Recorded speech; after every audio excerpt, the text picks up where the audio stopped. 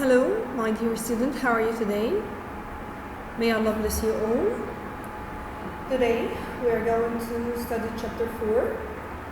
In the previous chapter, we said that the children decided to follow and to watch Sylvius and to know if he was the guilty or not, if he was the one who had stolen the bronze bust or not.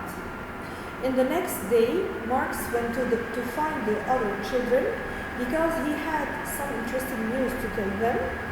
He said that his father told Sylvius that he's going to the bath. Marx explained that his father went there to the bath to relax, wash and meet his friends. He liked to soak in the hot tub before getting into a cold pool of water, and he found it very refreshing and relaxing. But he said that Sylvius acted very oddly. Oddly means strangely, because he looked pleased to go with his father to the bath, and he knew that Sylvius wouldn't like to go to the bath because he worked hard and worked a lot in the bath with his master, because he had to rub oil into Mark's father's skin and to scrub off all the dirt and oil, and this is not a good job for Sylvius. So he wondered why Sylvius was so pleased and happy to go with his master to the bath today. Camilla said that Sylvius was meeting Maximus there, so he was so pleased to go with his master, Magnus Andronicus, and she said that he might sell the bust to Maximus there in the bath, at the bath. So the children decided to follow Magnus Andronicus and Sylvius to the bath and to watch if there is anything suspicious happened in the bath. After that afternoon, Mark's father and Sylvius went to the bath, and the children followed them. They watched if there was something strange happened or not.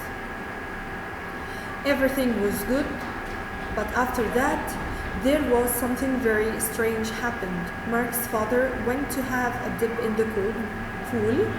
While he was there, Sylvius went off on his own. So Sylvius went away. The children watched him. He went up to another slave, and he talked to the slave for a long time. Lucy said, who is that slave? But Marx didn't know. Robert thought that he was another thief, and they were working together to sell the bust to Maximus. The children walked home, and they thought that Sylvius and Maximus were the guilty men, and they thought that Sylvius was the one who had stolen the bust, and he tried to sell it to Maximus. So Robert decided to trap Sylvius before he sold the bronze bust. Lucy thought carefully, and she said that she had a good idea. She said that let's write Sylvius a message from Maximus. They would write a message from Maximus, and they would send it to Sylvius. And let's tell him to meet Maximus at the pottery shop tonight.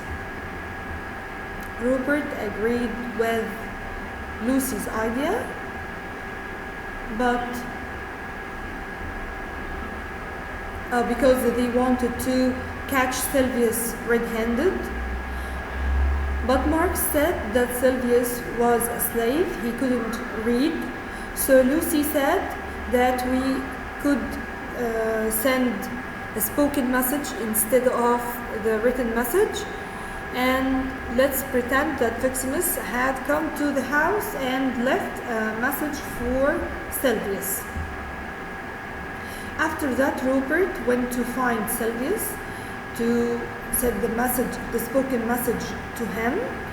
He said to Silvius that Maximus had come to the main door of the house and he gave a message for Silvius.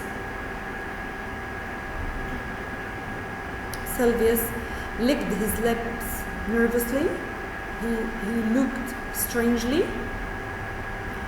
And Rupert said that Silvius had to meet Maximus after supper tonight at the back of the butchery shop in the next street. Silvius threw the broom and said that he had something to do before it.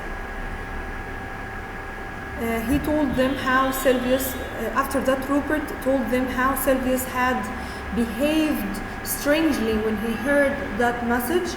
He said that he looked very, very frightened. So they thought that he is the one who had stolen the bronze bust.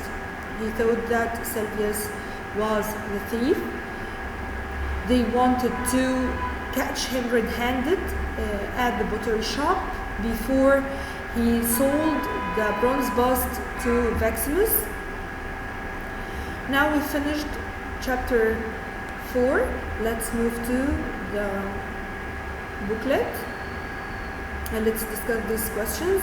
Question number 1. What was Lucy's idea to trap Silvius? To trap Silvius means to catch him before he do something wrong. They would write Silvius a message from Maximus. They would tell him to meet Maximus at the butchery shop tonight, and Silvius would think that Maximus had decided to buy the bust. Silvius would take the bust with him to the meeting, but the children would be waiting. They would catch him red-handed. Question number 2. What was Silvius' reaction when Rupert told him about Maximus' message? He acted strangely or oddly. He licked his lips nervously. He looked very frightened and dropped the broom. He said that there was something he had to do. Then he ran out of the courtyard. Question number 3. Why did Magnus like to go to the bath? He liked to go to the bath to relax.